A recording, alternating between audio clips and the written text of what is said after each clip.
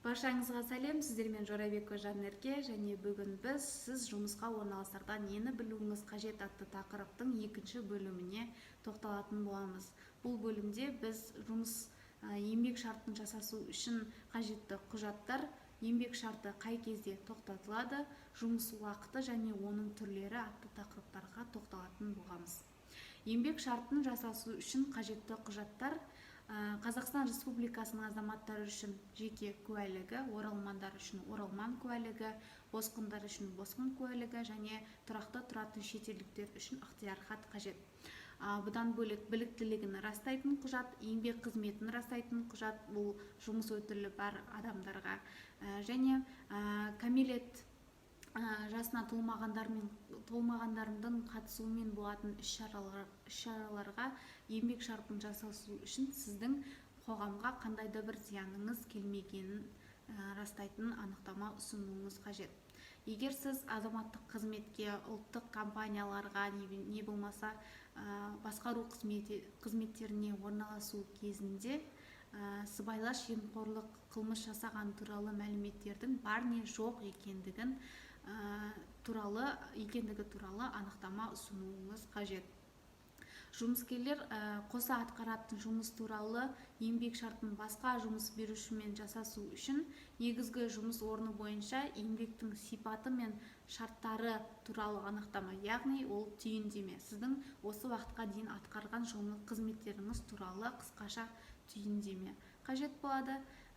Және осы мемлекеттік органның шетелдік жұмыскерлері тартылған кезде еңбек шартын жасасу үшін қажетті құжаттардың тізбесі Қазақстан Республикасының үкіметі бекіткен шетелдік жұмыскерлерді тарту тәртібіне сәйкес жүргізіледі. Еңбек шарттары қандай кезде тоқтатылады?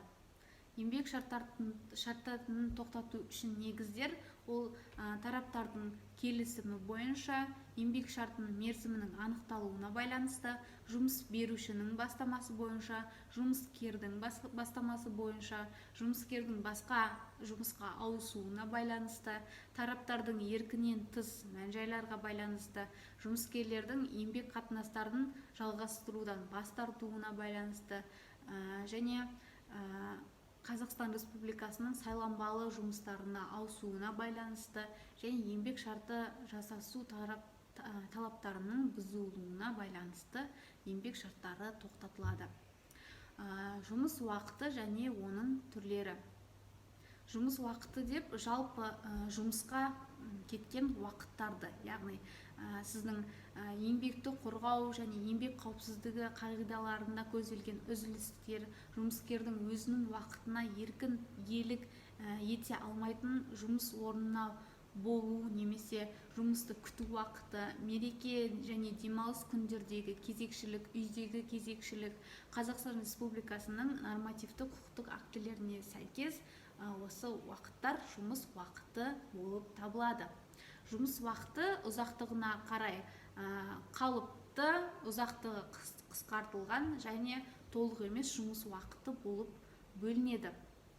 Қалыпты жұмыс уақытының ұзақтығы аптасына 40 сағаттан аспауы тиіс, ал кәмелет жасына толмағандарға 14 пен 16 жастағыларға 24 сағат, ал 18 жасқа дейінгілерге 36 сағатқа дейін рұқсат етіледі. Бірінші және екінші топтардағы мүгедек жұмыскерлерге аптасына 36 сағаттан аспайтын жұмыс уақыты белгіленсе, ал күнделікті жұмыс уақыты осы кісілерге ұзақтығы 7 сағаттан аспауы тиіс. Еңбек шартын жасасу кезінде жұмыскер мен жұмыс берушінің арасында жазбаша келісім бойынша толық емес уақыты белгіленуі мүмкін. Толық емес уақыты күніне 4 сағаттан тұруы мүмкін. Жұмыскерлер үшін 2 демалыс күні бар, 5 күндік жұмыс аптасы белгіленеді, ал өндірістің сипаты мен жұмыс жағдайларына қарай бұл түрі, яғни 5 күндік жұмыс аптасы сәйкес келмейтін өндірістерге 6 күндік жұмыс аптасы белгіленеді.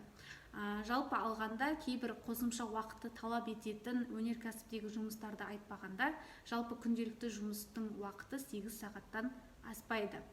Жұмыскерлердің жекелеген санаттары үшін уақыттың қысқартылған ұзақтығы кезінде еңбекке сағат бойынша ақы төленеді. Өндірістік процестің уақыты 8 сағаттан асатын жағдайда онда ауысымдық жұмыс белгіленуі мүмкін, және жұмыскерді қатарынан 2 жұмыс ауысымына тартуға тыйым салынады. Сағат 22-ден 6-ға дейінгі уақыт түнгі уақыт болып есептелінеді. Ал үстеме жұмыстарға тартуға жұмыскердің жазбаша келісімі мен ғана жол беріледі. Егер сіз жүкті болатын болсаңыз, өзіңіздің жүкті екеніңізді растайтын құжатты жұмыс берушіге ұсынғаныңызда түнгі уақытқа және үстеме жұмысқа тартуға тыйым салынады. Үстеме жұмыстар әрбір жұмыскерлер үшін тәулік ішінде 2 сағаттан аспауы керек, ал ауыр жұмыстарда, еңбек жағдайлары зиянды, қауіпті жұмыстарда 1 сағаттан аспауы тиіс.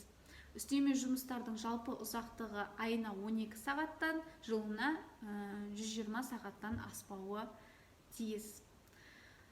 Жалпы бүгінгі тақырыптар осылардан тұратын. Келесі 3-ші бөлімде бұл сіз жұмысқа орналасарда нені білуіңіз қажет тақырыпты толықтай аяқтайтын боламыз. Онда еңбекке ақы төлеу қалай жүзеге асырылады, бос тұрып қалу уақытында ақы төлеу қалай жүзеге асырылады деген тақырыптарды қозғайтын боламыз. Біздің каналға тіркеліңіз және лайк басуды ұмытпаңыз. Келесі бөлімде кездескенше қош сау болыңыздар.